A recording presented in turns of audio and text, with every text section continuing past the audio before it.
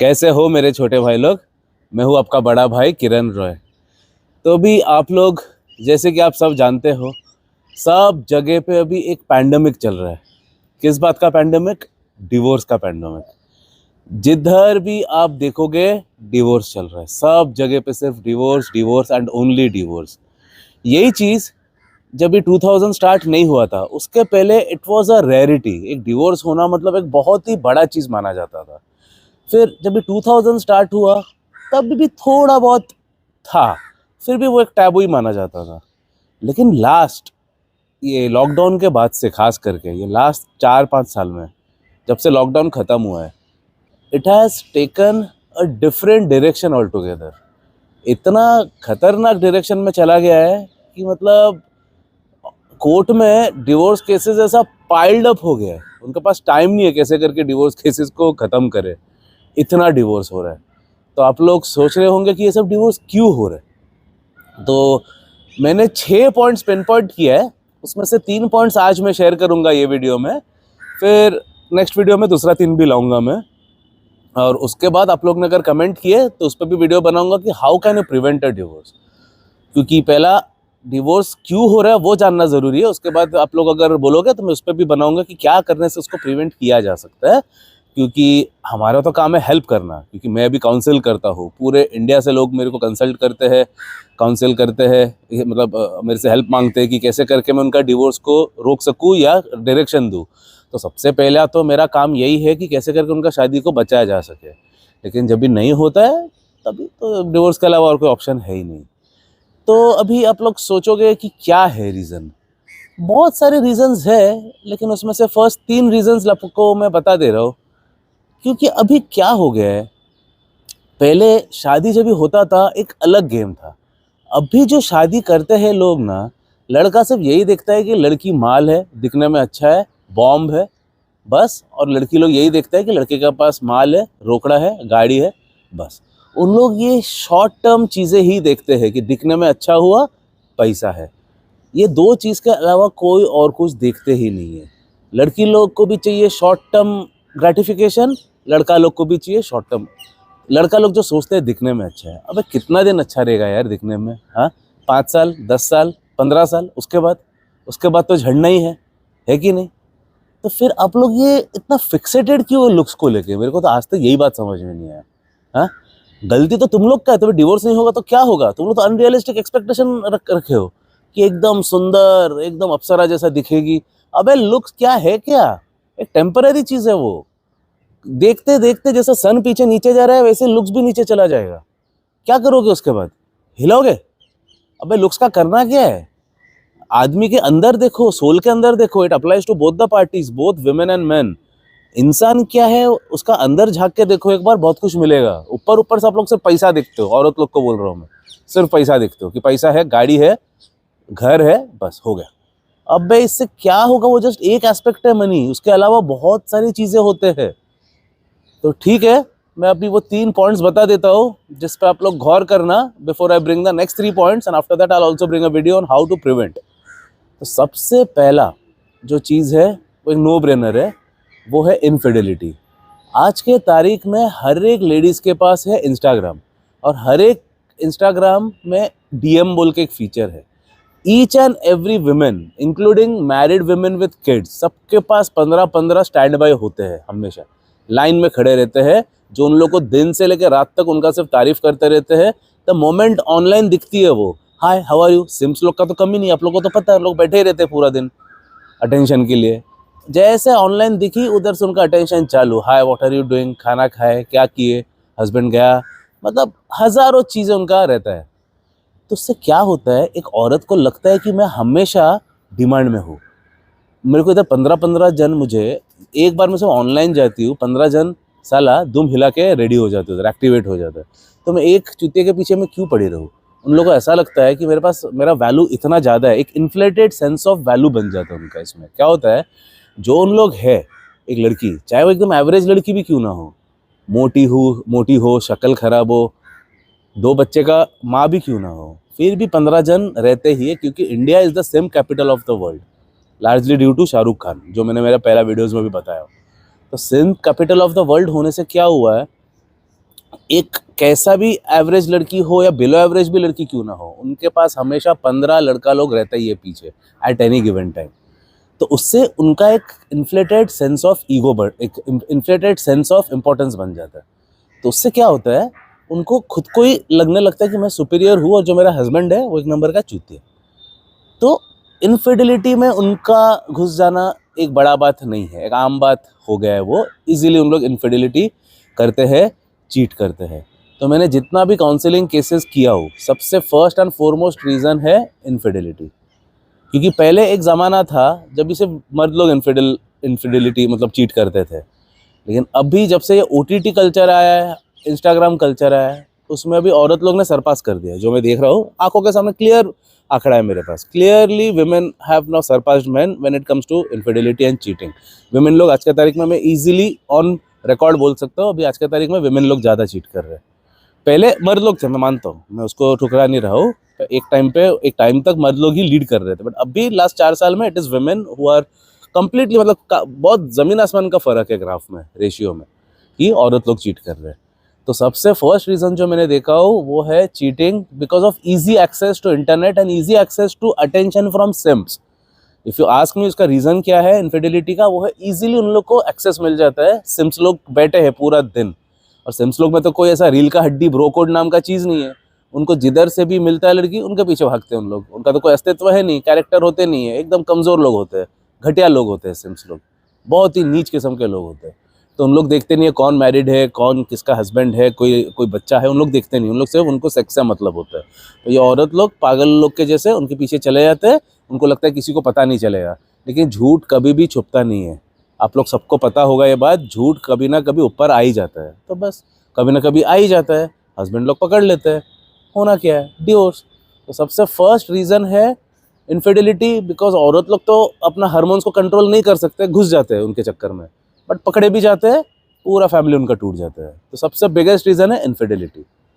अभी second reason आप पूछोगे, जो मैंने देखा हुआ, ये सब मेरा स्टडी है, ये मैं और किसी का, मैंने कोई न्यूज़पेपर का आंकड़ा, ये सब रिसर्च, आई मीन उन लोगों का जो होता है ना, क्या बोलते हैं वो, कॉन्सेंसस लेता है, ये सब लेता है, वो सब मुझे नहीं पता। मैं ये मेरा काउंसलिंग केसेस से बता रहा हूँ, जितना भी लोगों को मैंने काउंसिल किया लास्ट 5 सालों में, उनका मेजोरिटी केसेस में क्यों डिवोर्स हुआ है वो मैं बता रहा हूँ। And it is not necessary कि पूरा इंडिया के साथ वो मैच होना चाहिए। ये मेरा थियरी है, मेरा थीसिस है, मेरा रिसर्च के हिसाब से है। सेकेंड मैंने जो देखा हो वो है मदर इन लॉ। जितना भी औरत लोग को मैंने काउंसिल किया हो और जिन लोग ने डिवोर्स लिया है, उनका एक कॉमन फैक्टर था ही, मर्दों का भी, मतलब मर्दों का भी मैंने जिनको काउंसिल किया है, उनका कॉमन फैक्टर था ही कि उसका बीवी का उसका माँ से नहीं जमता है। और औरतों को जिनको भी काउंसिल किया, उनका तो माँ के साथ जमता ही नहीं है।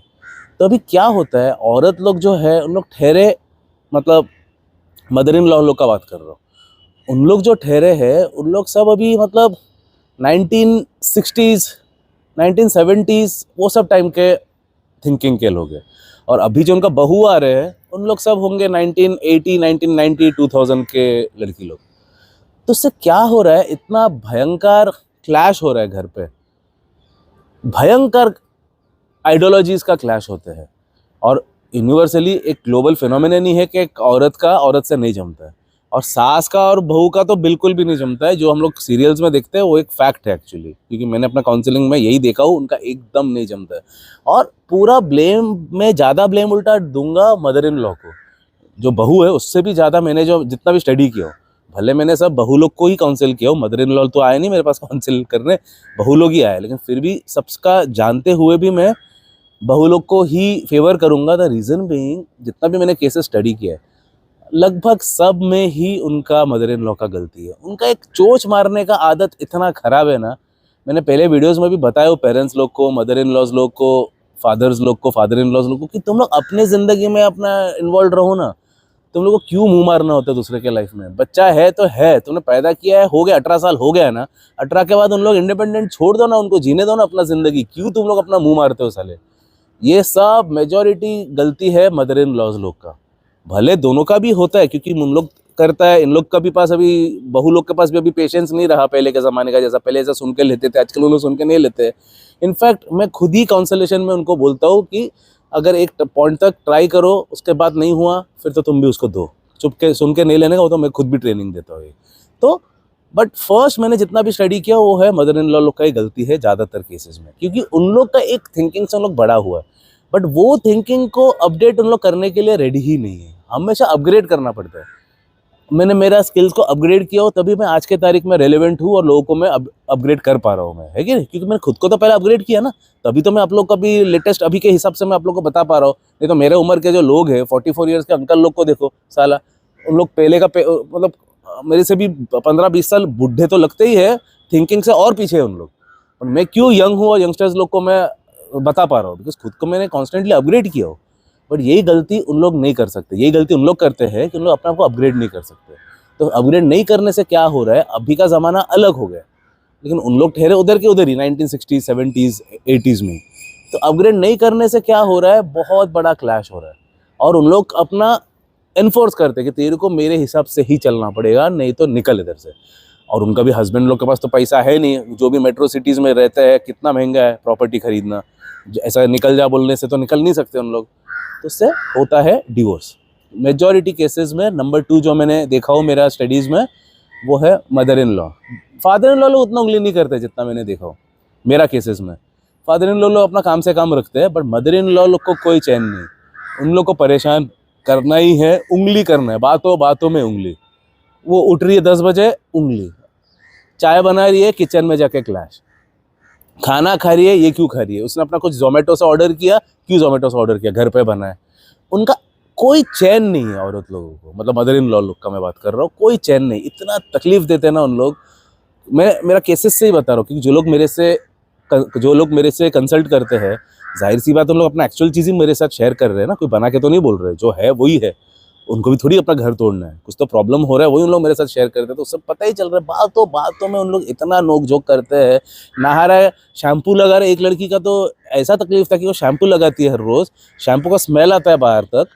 वो माँ जो है बोल रही थी कितना शैम्पू यूज़ कर रही है, कितना वेस्ट कर रहा है तेरा शैम्पू, ऐसा करके उसका हस्बैंड का कान भरता है, सोचो। और हस्बैंड उसका साला कमज़ोर बेकार आदमी, वो बोलते इतना शैम्पू क्यों लगाते हो तुम, इससे तो हम लोग का पूरा महीने का शैम्पू निकल जाएगा।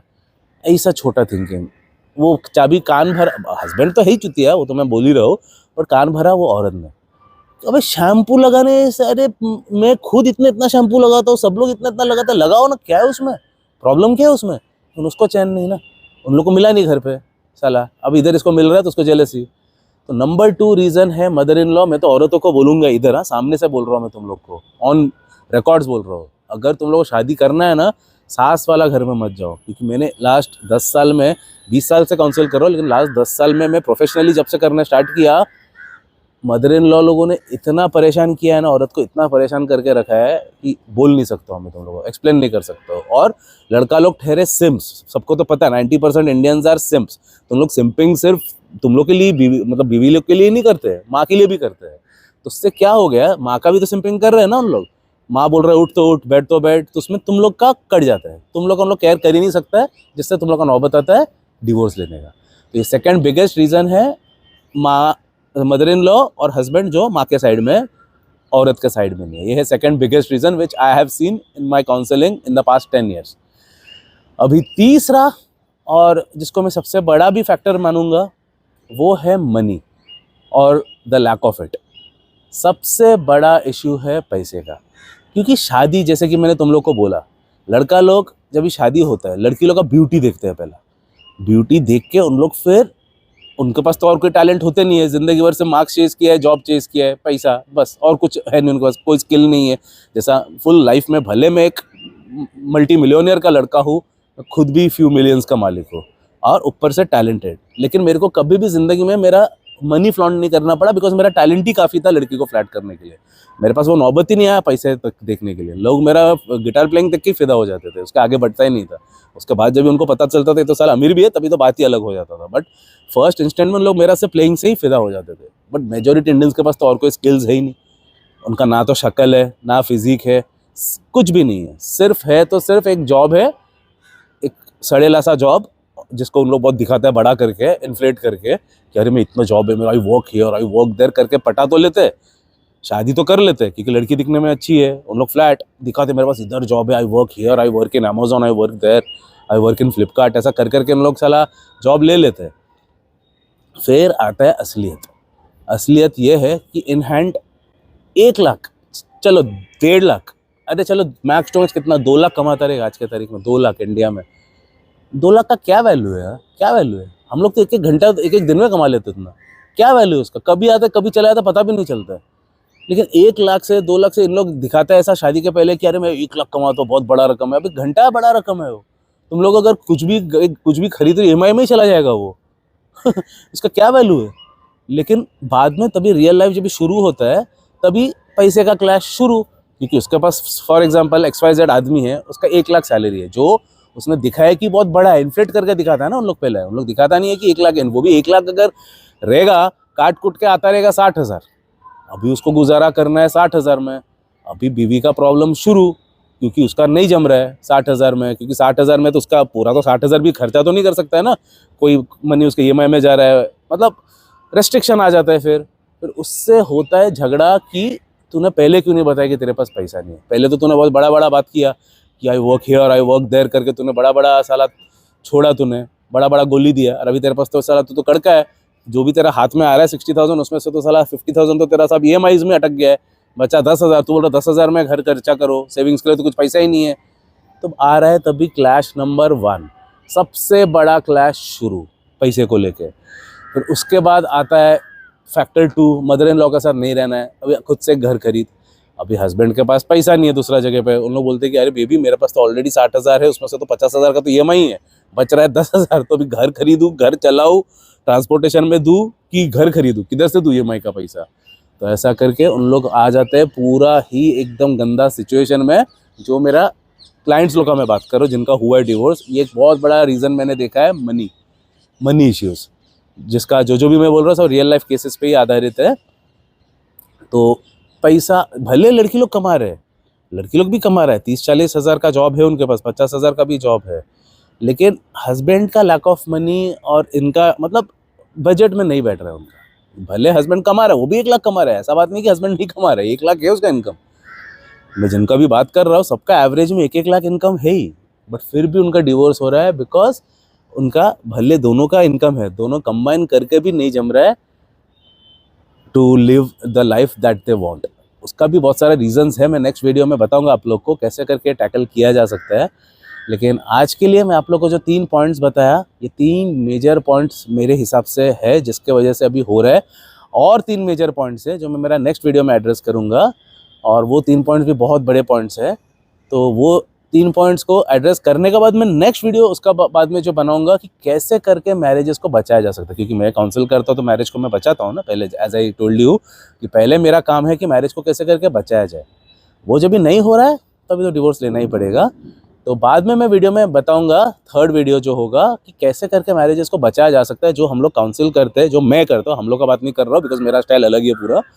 मैंने बहुत सारा मैरिजेस बचाया हुआ भाई, तो बहुत सारा, इनफैक्ट ज़्यादा मैरिजेस मैंने बचाया हूँ, 90% मैरिजेस मैंने बचाया हूँ। 10% डिवोर्स का ही मैंने सामने से बोला डिवोर्स करो, बिकॉज उसके अलावा और कोई रास्ता नहीं है।